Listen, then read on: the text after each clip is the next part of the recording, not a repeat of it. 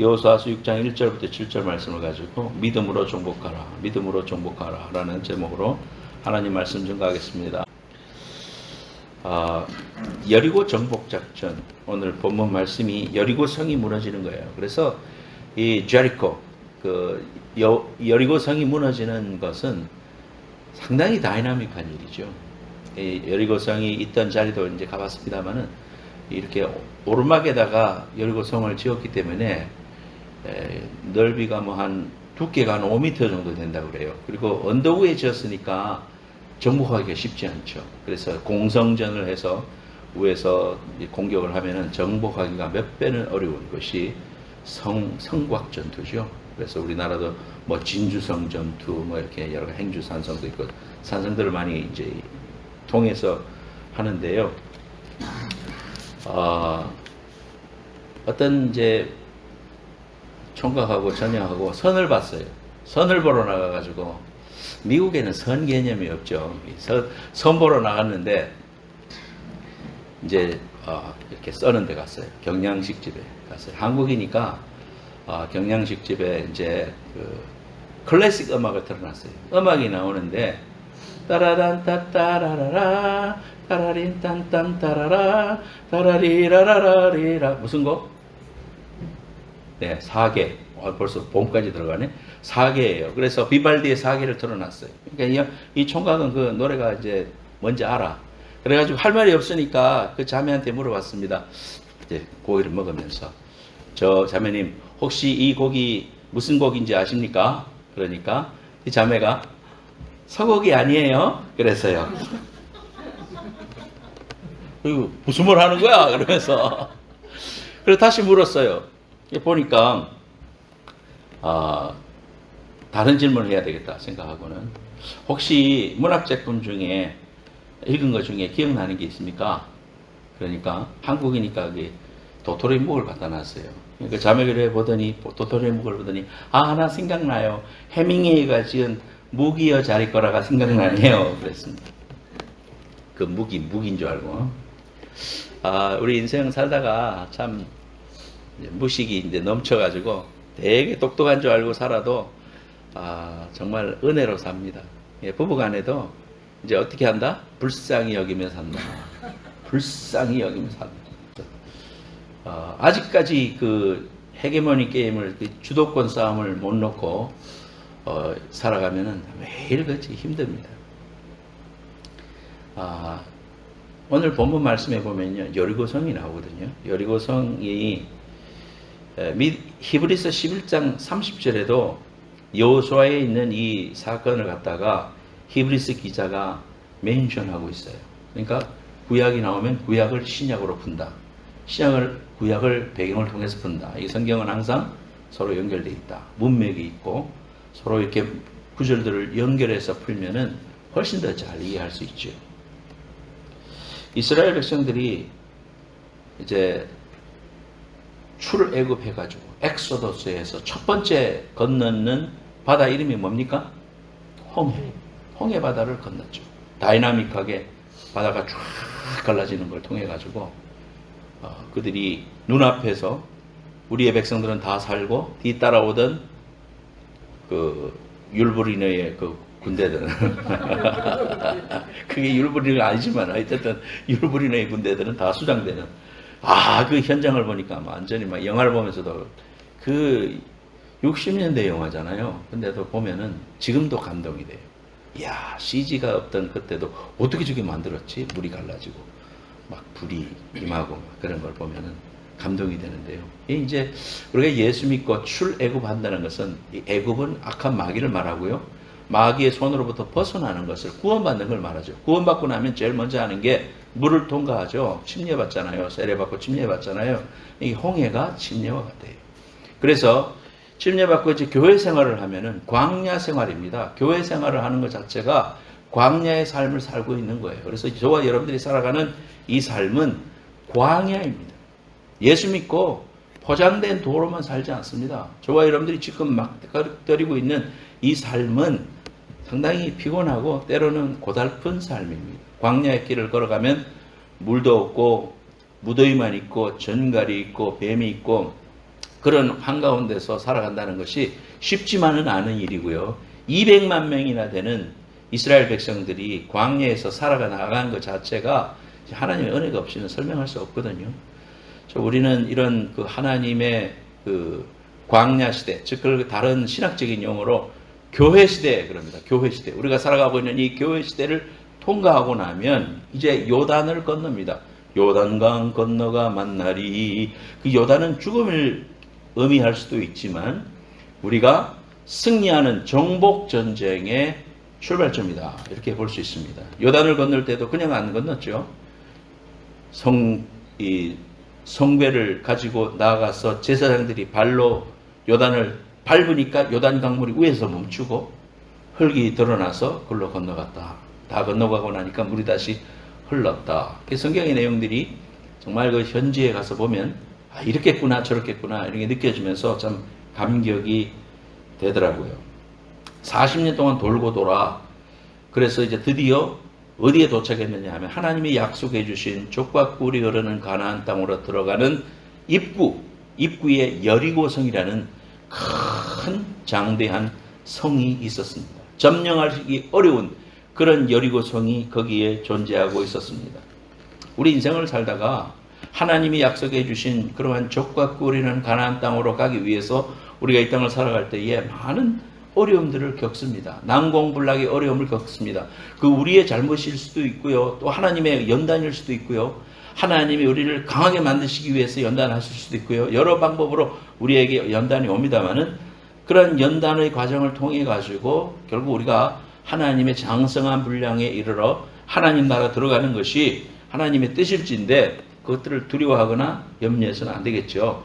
이러한 어려움들을 우리가 여리고라 이렇게 생각할 수 있습니다.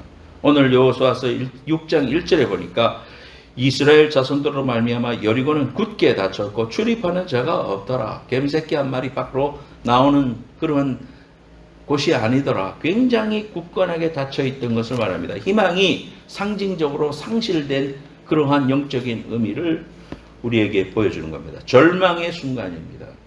그런 것들을 우리가 우리 힘으로 능력으로 할 수 없을 때 우리가 느끼는 감정 그런 것들을 우리에게 말합니다. 오늘날 이스라엘 백성들이 살아간 이러한 여리고성의 앞에서의 문제처럼 저와 여러분들이 살아가면서 이러한 어려움들을 겪습니다. 이 여리고성은 현대를 살아가는 모든 성도들에게도 동일하게 존재합니다. 만나는 문제들은 마치 여리고성과 같아서 때로는 내 힘이 아무런 힘이 없는 것 같고 정말 희망이 없어 보이는 이러한 환경에 놓일 때가 많습니다. 오늘 말씀을 통해서 여리고성을 정복한 것처럼 우리가 성경적으로 어떻게 정복했나, 그럼 우리 삶 가운데 이런 문제들이 왔을 때 우리가 어떤 자세로 나아갈 때 우리가 이런 문제들을 해결해 나갈 수가 있겠는가, 우리가 오늘 말씀을 통해서 몇 가지 생각해 보고자 합니다. 첫 번째 따라합시다. 여리고는 무엇인가? 여리고는 무엇인가? What is Jericho? 첫째로는 금방 말했던 것 같이 난공불락의 어려운 점들, 견고한 진과 같은 어려운 문제들을 말합니다. 가나안 땅을 들어가는 열쇠이기 때문에 그 길목에 있는 여리고성은 아주 강하고 단단했다는 것을 우리가 알 수 있습니다. 근데 하나님은 이런 것들을 정복하라고 했고 하나님 정복하게 해 주시죠. 여리고 기도라는 것은 뭐냐 하면은 난공불락의 문제를 하나님이 주신 믿음으로 뚫어내는 것, 그것이 견고한 문제들을 해결하는 방법이다. 여러분들에게도 지금 다 문제들이 있죠. 그런 문제들을 하나님 앞에 내어놓고 아무리 강력해 보이고 정복할 수 없고 힘들 것 같고 올라갈 수 없을 것 같고 해결될 수 없을 것 같은 게 내 생각이고, 하나님께 내어놓고 하나님이 방법으로 하나님이 정복시켜주는 이러한 은혜를 경험하는 걸 갖다가 여리고 전쟁입니다. 여러분 삶 속에 이러한 여리고의 난공불락과 같은 것이 해결되고 응답받는 귀한 은혜가 있기를 축원합니다. 두 번째로는 내 속에 견고한 불순종의 진을 가리킵니다. 영적인 해석이죠. 하나님을 향하여 대적하는 거잖아요. 이스라엘 백성을 향하여 대적하잖아요. 못 들어오게. 그런 것처럼 하나님을 향하여 불순종하려고 하고 있는 내 속에 강력한 진을 말합니다. 그래서 이러한 진 때문에 사도 바울이라는 사람도, 사도 바울도 영성의 대가 아닙니까? 근데 그분도 로마서 7장 22절 24절에 내 속사람으로는 하나님의 법을 즐거워하되 내 지체 속에서 다른 법이 내 마음의 법과 싸워 내 지체 속에 있는 죄의 법으로 나를 사로잡는 것을 보는도다. 오호라 나는 공고한 사람이로다. 이 사망의 몸에서 누가 나를 건져내랴. 그러니까 사도 바울 선생님도 속에 깊이 갈등했던 부분이 뭐냐면 속으로는 하나님을 사모하는데 내 속에 있는 다른 어떤 법이 내 속에 하나님을 사모하려는 법과 계속 싸우는 거예요. 여러분 안에 있죠? 두 가지. 라이언과 타이거가 있지 않습니까? 하나님 뜻대로 살고 싶고 순종하고 싶고 또 하나는 그렇게 살지 않기를 원하는 두 개의 자아가 있습니다. 아니, 그보다 더 많은 자아들이 우리 안에 있음을 발견합니다. 가시나무새 그 유행가 가사 속이지만은 내 속에 뭐가 있지? 내가 너무나 많아 쉴 곳 없네 뭐 그런 노래가 있잖아요. 내 속에 내가 알지 못하는 자아가 있어요. 여러분과 제 속에 내가 알지 못했던 자아가 불쑥 튀어나올 때가 있어요. 내가 아직도 여기야?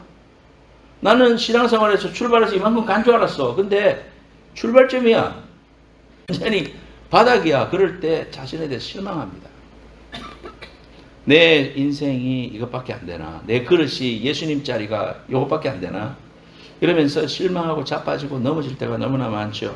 내 속에 있는 견고한 진이 보통한 강한 게 아니에요. 우리가 우리 스스로 이 다이어트도 하기 힘든데, 자아를 이기기 힘든데, 영적인 싸움을 하는 이러한 자아들은 참으로 어렵습니다. 그래서 사도 바울 선생님은 고린도후서 10장 3절 5절에 우리가 육체에 있어 행하나 육체대로 싸우지 아니하니 우리 싸우는 병기는 육체에 속한 것이 아니요 하나님 앞에서 견고한 진을 파는 강력이라. 모든 이론을 파하며 하나님 아는 것을 대적하여 높아진 것을 다 파하고 모든 생각을 사로잡아 그리스도에게 복종케 하나니. 영적인 이 싸움은 결국은 뭐냐면 자기의 의지를 가지고 하나님 성령님 의지해서 이 자아를 밑으로 누르고 하나님을 따르는 그러한 법을 따라가는 그러한 삶을 날마다 우리 가운데 매일 매 순간 있다. 사도 바울은 그렇게 우리에게 이야기하고 있습니다. 이론이 커지고 환경이 커지고 생각이 커진 모든 그러한 잡다한 법칙들을 눌러서 이길 수 있는 생명의 성령의 법이 우리를 해방시켰다는 것을 알고 믿음으로 순종하고 하나님으로 인하여 충만해지는 삶을 날마다 싸워야 된다. 그래서 나는 날마다 죽노라 그렇게 얘기한 겁니다. 사도 바울도 그랬어요. 그런데 하물며 저와 여러분들 속에 이런 거룩한 싸움에 대한 열의가 없고 매일 십전시피 한다면 우리는 아직 갈 길이 너무나 먼 거예요. 적어도 우리의 삶 가운데 거룩한 일에 대한 싸움과 갈등이 있다는 것 자체는 하나님을 뜻을 따라 살려고 하는 그러한 의지가 우리 속에 살아있음을 알고 도리어 감사해야 돼요. 그런 갈등조차도 없고 살아가는 사람이 부지기수예요. 오늘날 그리스도인이 일주일 동안 신앙생활 하면서 일주일 동안 세상에서 살면서 전혀 그런 갈등이 없다. 나는 예수에 대니까 진짜 마음이 평안하다. 회식에 가도 아무 문제가 없고 세상 사람들과 더불어 사는데도 나는 늘 화평하다. 그러면은 진짜 성격이 좋든지 진짜 도가 텄든지 아니면 세상 속에서 똑같이 사는 거예요. 아무런 그렇게 갈등이 없지. 저와 여러분들 속에 정말 예수의 생명이 살아있으면 어떻게 해야 된다? 거룩한 싸움이 있어야 된다. 영적인 전투가 있어야 된다. 그래서 사도 바울이 그랬던 것처럼 강력한 견조함을 파는 강력, 그것은 예수 그리스도의 성령의 능력이다라는 사실을 우리에게 알려줍니다. 여러분은 바로 이런 두 가지다. 하나는 진짜 문제들이고 두 번째는 내 안에 있는 견고한 진이다. 이 두 가지를 어떻게 하면 파할 수가 있는가? 자, 큰 두 번째로 따라합시다. 믿음으로 순종하라. 믿음으로 순종하라. 첫째는 승리를 약속해 주셨습니다. 2절 말씀 볼까요? 여호와께서 여호수아에게 이르시되 보라 내가 여리고와 그 왕과 용사들을 네 손에 붙였나니. 자, 하나님이 여기에서도 선언해 주십니다. 이거 다 네 손 안에 승리를 붙였다. 말씀해 주셨잖아요. 말씀으로. 이것뿐만 아니라 여호수아를 통해서 모세를 통해서 족과 꿀으르는 가나안 땅을 내가 인도할 것이고 그것은 너의 땅이고 진멸해라 하면서 계속해서 하나님의 말씀으로 계속 상기시켜 주십니다. 승리를 약속해 주시고 선포해 주시는 것이 우리가 이길 수 있는 믿음으로 선포하는 가장 중요한 일 중에 하나다. 조영기 목사님이 제가 고등학교 때부터 그 말씀을 듣고 많이 은혜를 받았다고 그랬죠. 그분이 그 시리에 빠져 있는 한국 교인들한테 소망과 기쁨을 줬습니다. 어떻게? 삼박자 축복이라 해가지고 입으로 시인하고 또 꿈을 가지고 또 긍정적인 그러한 믿음으로 나아가는 것. 그러나 이것은 세상적인 긍정 마인드가 아니라 믿음에 기반한 그러한 마음이다. 그렇게 했죠. 그래서 우리는 항상 어려움이 놓일 때마다 내 삶의 제로 베이스로 떨어질 때마다 내 자신을 보지 말고 나를 온전케 하실 예수를 바라보고 그분을 바라보면서 소망을 가져야 돼요. 그래서 그때마다 우리 어떻게 해야 된다? 입으로 시인해야 된다. 승리한다. 나는 승리한다. 나는 병이 나았다. 이게 과거 시제로 부정과거로 완전히 선언해야 돼요. 나는 병이 나을 것이다가 아니고 나는 병이 나았다. 성경은 그렇게 믿음으로 선언하라 그렇게 말했거든요. 나는 승리한다. 나는 치유되었다. 완전히 부정과거로 과거에 있었던 일처럼 그렇게 선언하라. 성경 우리에게 말합니다. 이 산지는 내 것이다. 이렇게 선언하는 겁니다. 얼토당토하는 거고 세상 사람들이 볼 때는 어리석은 일이지만 그러나 나는 아브라함과 이삭과 야곱의 복을 받았습니다. 2000년, 수천 년 전, 3000년 전에 살았던 사람인데 그분이 가졌던 복을 이미 내가 받았고 지금도 받고 있고 앞으로 받을 것이다라는 걸 선언하는 입으로 시인이 굉장히 중요해요. 여러분. 그래서 여러분 입술을 한번 이렇게 만져주면서 잘해, 잘해, 입술아 잘해, 믿음의 고백해 그렇게 선언하는 거예요. 다시 아멘 합시다. 아멘. 네, 아멘. 그래서 사람이 마음으로 믿어 의로 입으로 시인하면 구원에 이른다 그랬잖아요. 입으로 시인하는 신앙이 굉장히 중요한데요. 이거 너무 잘 아는데요. 저도 잘 아는데요. 현실에 가면 믿음의 말보다는 부정적인 말을 하기가 더 쉬워. 죄의 죄성이 있어요. 아내한테 상처를 주는 말이 뭔지를 너무 잘 아는데도 성질이 돋구면 날개 돋친 말을, 가시 돋친 말을 툭 뱉어놓고 뒷감당을 못하고 절절 매는 게 남자들이다 이거지. 어떻게 하나? 큰일 났다 이거. 말을 주워 담을 수 없고. 여자들의 특징은요. 저희 아내도 여기 있지만은 10년 전에 했는 말, 20년 전에 했는 말 한 번 했는 거 가지고 지금까지 우려먹습니다. 항상 그렇다고. 항상 그렇죠. 남자들 그렇죠. 나 옛날에 한 번 딱 했어, 그지? 근데 당신은 늘 그래. 맨날 그래. 맨날 그래요. 억울해. 남자들은 그거. 억울한 점이야. 그걸 기억을 잘해요. 여자들은 옛날 것을 다 기억하는 거니까 그러니까 조심해야 되죠. 이제 어떻게 한다? 나이가 들면 어떻게 한다? 불쌍히 여기며 살아라. 따지며 살지 말고 불쌍히 여기면서 살아라. 막 같이 늙어가는 주제에 뭐 그 따지지 말고 뭐 그렇게 살아야 됩니다. 그 우리가 답을 아는데 입을 벌리면은 부정적인 말하기가 너무 쉬워요. 그래서 선언을 하고 긍정적인 말을 하고 믿음의 말을 하고 남을 세워주는 말을 하고 그러면 아이 잘될 놈아 이렇게 말하면 하나님이 그 아이를 통해서 잘되게 해주신다는 믿음의 선언을 자꾸 할 때 그 선언을 한 것이 내 귀로 들어오고 내 영이 통과하고 내 영혼 육을 통과할 때 우리의 영이 살아나고 콩나물 물 주는 거 여러분 꼭 기억해야 돼요. 콩나물 물 주는 것처럼 아무것도 아닌 것 같지만 우리가 성경 통독을 하고 성경을 계속 읽을 때 그 말씀이 내게 이미 들어와서 통과하고 입으로 또 시인했고 그렇기 때문에 때로는 막 복잡한 거 에스겔서 같은 거 다 이해가 안 될 때도 많고 그냥 넘어가라 그랬죠. 그렇지만은 하나님의 말씀은 살았고 운동력이 있어서 좌우의 날선 검보다도 강하고 아주 날카로워요. 여러분의 죄와 또 잘못된 것들을 다 잘라내고 내 영이 살아난다는 거 여러분 믿으시기 바랍니다. 계속 성경 읽으세요. 성경을 계속 읽고 그걸 아멘하고 선언하고 말씀이 있잖아요. 이렇게 그러면 믿음으로 아멘 해버려. 그러면 그건 내게 돼요. 그걸 지나가게 하지 말고 아멘 해요. 그러면 그건 내게 되는 거거든. 나 제 3자가 아니고 내게 됩니다. 믿음으로 순종하는 거. 두 번째로 행동 지침을 우리에게 주셨어요. 그래서 6장 2절에 보면은 매일 한 번씩 성주의를 돌되 마지막 날에는 7바퀴를 돌아라. 생뚱맞잖아요. 하나님 하시는 일들이 보면은 성경을 읽어보면은 우리가 지금 눈으로 보면 생뚱맞은 일이 한두 개인데요. 너무 많지. 물을 채워라.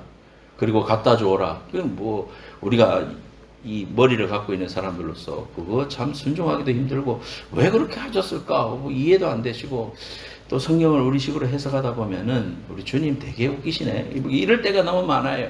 그런 순간들이 성경을 읽어보면 깨달아져요. 근데 믿음으로 순종하라. 믿음으로 순종하려면은 작은 일부터 순종해 나가야 돼요. 큰 일을 하나님이 막 여리고성 점령하는데 막 너희들이 막 아침에 일어나가지고 막 목욕 단장을 하고 머리를 비녀를 묶고 막 무릎을 꿇고 오리길을 가서 그 다음에 머리를 땅바닥에 찧어라. 뭐 이렇게 헌신하게 하지 않으시고 우리가 볼 때는 너무 평범한 거예요. 한 바퀴씩 돌고 마지막 날에는 6바퀴 돌아라.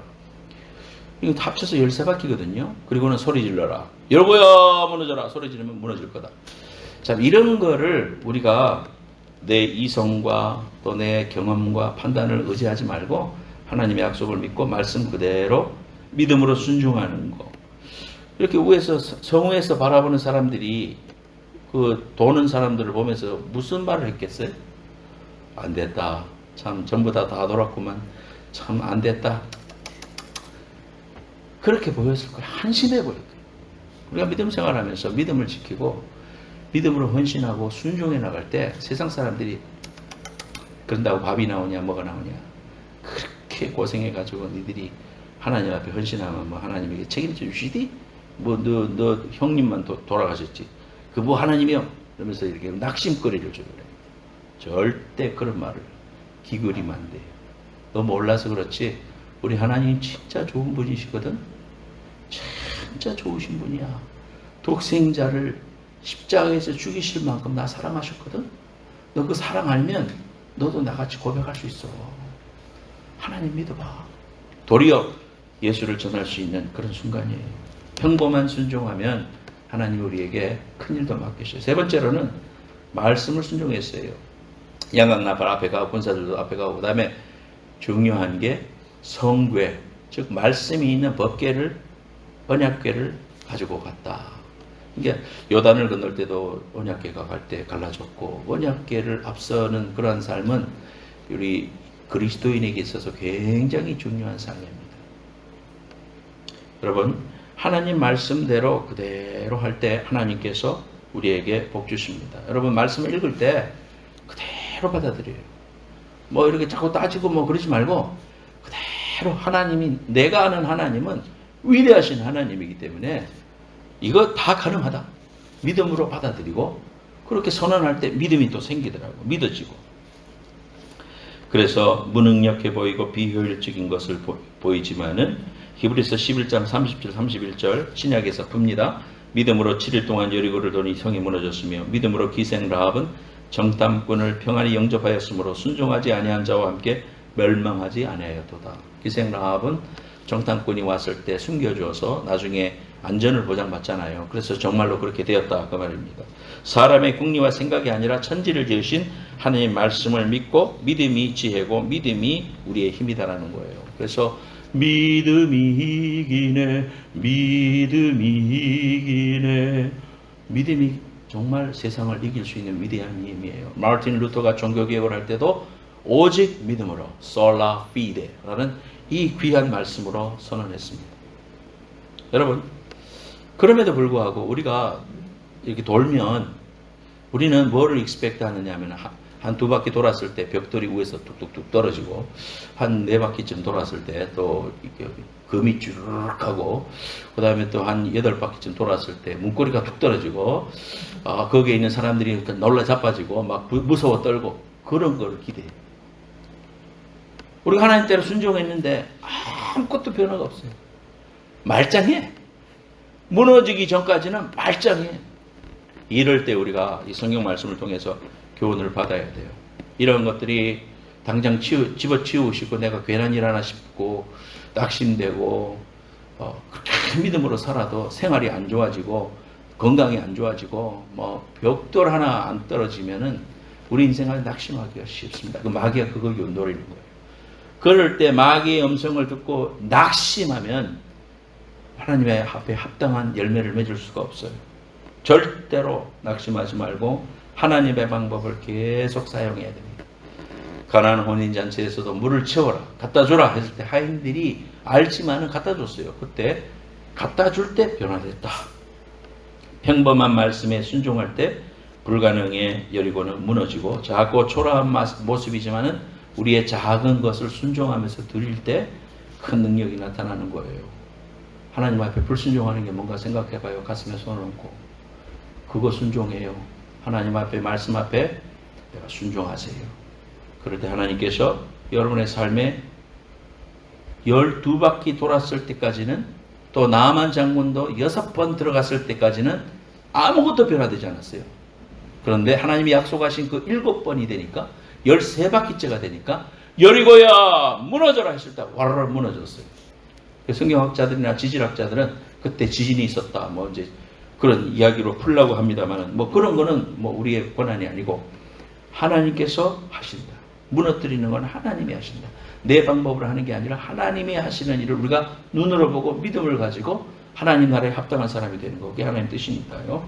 그 약속을 믿고 말씀에 순종하는 거. 따라합시다. 말씀을 믿고 순종하는 거. 하나님 요구하시는 거예요. 세 번째 마지막으로 따라합시다. 침묵하라. 이거는 하나님이 말씀하신 게 아니고 여호수아가 말한 거예요. 10절 오늘 안 읽었지만 여호수아가 백성에게 명령하여 이르되 너희는 외치지 말며 너희 음성을 들리게 하지 말며 너희 입에서 아무 말도 내지 말라.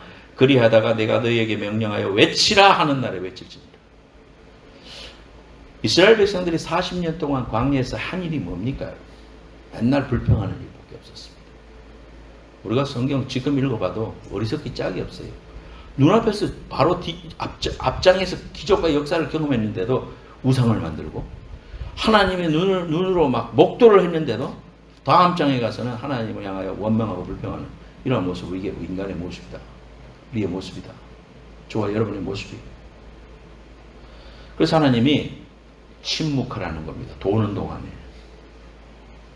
잘못된 말을 통해서 믿음 없는 말을 통해 가지고 불평과 원망의 역사를 쓰지 말라.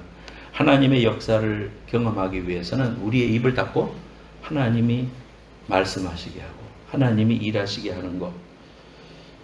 이 여리고를 정복하는 비결이다.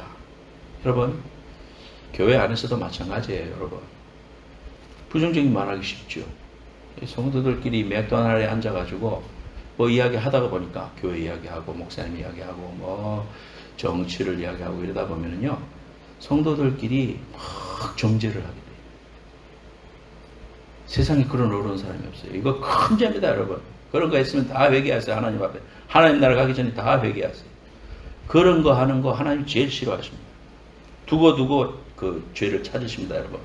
교회를 힘들게 하고 하나님의 그 몸된 재단을 흔들어 놓는 일들은 여러분 라이프타임 하지 마세요. 그런 거는 절대로 하지 마세요. 여러분 잘 안 돼요. 인생이 어려운 거예요.